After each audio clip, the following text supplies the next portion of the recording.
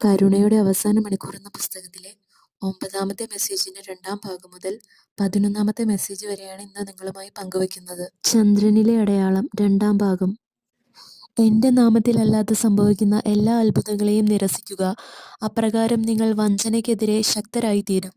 എൻ്റെ ഭവനം ഹോട്ടലും ഭക്ഷണശാലയും വ്യഭിചാര കേന്ദ്രവുമായി മാറിയിരിക്കുന്നു. അവർക്ക് എൻ്റെ വിശുദ്ധ സ്ഥലത്തെയോ വിശുദ്ധ വസ്തുക്കളെയോ യാതൊരു ബഹുമാനവുമില്ല. അവർക്ക് എന്നെ വഞ്ചിക്കാനും എന്നെ വിൽക്കാനും ഒരു മടിയും ഉണ്ടാകില്ല. അവരുടെ ജീവിതം പിശാചിനാൽ അന്ധകാരമയമാക്കപ്പെട്ടതിനാൽ അവർ അനുതപിക്കാൻ വിസമ്മതിക്കുന്നു.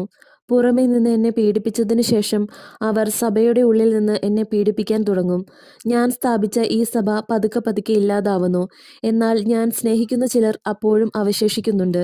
അവർ രാപ്പകൽ പരിത്യാഗം ചെയ്യുകയും തങ്ങൾക്ക് ആവുന്ന വിധത്തിലൊക്കെ എന്നെ സ്നേഹിച്ചുകൊണ്ടിരിക്കുകയും ചെയ്യുന്നു. അതുകൊണ്ട് എൻ്റെ സഭ ഒരിക്കലും തളർന്നു പോകില്ല.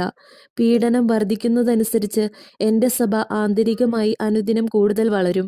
തങ്ങൾക്ക് സാധ്യമായ എല്ലാ മാർഗങ്ങളും സഭയുടെ ശത്രുക്കൾ ഉപയോഗിക്കുമെങ്കിലും ആർക്കും എൻ്റെ സഭയെ തകർക്കാനാകില്ല. അവർ അക്കാര്യത്തിൽ വിജയിക്കില്ല.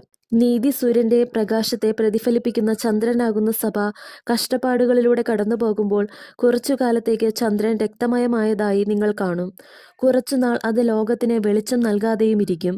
ആയതിനാൽ ഈ കാലത്ത് അനേകം തെറ്റിദ്ധാരണകളും സംഘട്ടനങ്ങളും ഉണ്ടാകും. കാരണം അവർ ആരെയും അംഗീകരിക്കാൻ തയ്യാറായിരിക്കില്ല. 10-ാമത്തെ മെസ്സേജിലേക്ക് പോകാം. നക്ഷത്രങ്ങളിലെ അടയാളങ്ങൾ.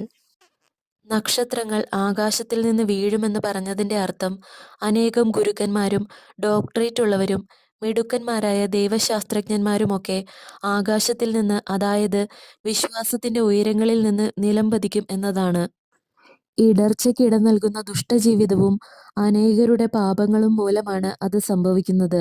വീണ്ടും ഞാൻ നിങ്ങൾക്ക് മുന്നറിയിപ്പ് തരുന്നു. ഇതുവരെ ഉണ്ടായിട്ടില്ലാത്തതും ഇനി ഉണ്ടാകാൻ ഇടയില്ലാത്തതുമായ ഉഗ്രപീഡനം വരാനിരിക്കുന്നു.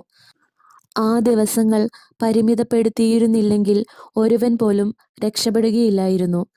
എന്നാൽ എൻ്റെ തിരഞ്ഞെടുക്കപ്പെട്ടവരായ ചിലർക്കു വേണ്ടി ആ ദിവസങ്ങൾ പരിമിതപ്പെടുത്തിയിരിക്കുന്നു.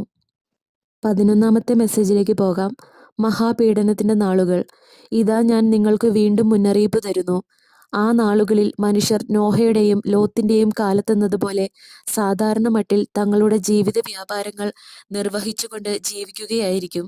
അപ്പോൾ അഗ്നിയുടെ സംഹാര താണ്ഡവത്തിൻ്റെയും വിധിയുടെയും ഭീതിതവും സുനിശ്ചിതവുമായ കാത്തിരിപ്പ് ശത്രുക്കളെ വിഴുങ്ങും.